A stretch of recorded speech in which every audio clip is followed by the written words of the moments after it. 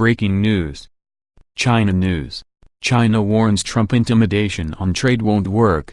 China does not need USA. Donald Trump's tweets threatening Iran with unprecedented consequences could be a precursor to a full-scale invasion, a military commander in the Middle Eastern country has claimed. Mr. Trump let fly on social media after Iran's President Hassan Rouhani said America's oil exports crackdown risked starting the mother of all wars. In an early morning tweet today, the U.S. President said, to Iranian President Rouhani, "Never, ever, threaten the United States again or you will suffer consequences the likes of which few throughout history have ever suffered before. We are no longer a country that will stand for your demented words of violence and death. Be cautious." Iranian military chief of staff General Mohammad Bagheri has taken Mr. Trump's apparent threat seriously. News agency Tasnim quoted him as saying, "The enemy's behavior is unpredictable." Although the current American government does not seem to speak of a military threat, according to precise information it has been trying to persuade the U.S. military to launch a military invasion of Iran. Iran's oil exports could fall by as much as 2/3 by the end of the year as a result of new U.S. sanctions imposed after Mr. Trump pulled out of the JCPOA deal aimed at preventing Iran developing nuclear weapons. Tehran is smarting at the potential damage to its economy as a result, and in a speech on Sunday, Mr. Rouhani urged the U.S. not to play with the lion's tail.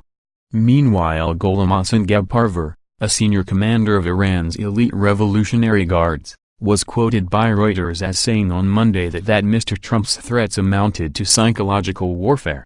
He added, "We will never abandon our revolutionary beliefs. We will resist pressure from enemies. America wants nothing less than to destroy Iran, but Trump cannot do a damn thing against Iran." Mr. Bagheri and Mr. Ghebparvar are not the first Iranian officials to suggest that the U.S. is gearing up for an invasion of his country. In December, Iranian Foreign Minister Mohammad Javad Zarif took to social media in December 2017 after U.S. Ambassador to the UN Nikki Haley sought to link Iran with a missile fired at Saudi Arabia by the Yemeni-based Houthi movement. Mr. Zarif, who was his country's representative to the UN from 2002 to 2007, compared her words with those of former U.S. Secretary of State Colin Powell's 2003 presentation to the UN outlining reasons to go to war with Iraq. Posting side-by-side pictures of Mrs. Haley and Mr. Powell, he tweeted, "When I was based at the UN, I saw this show and what it begat."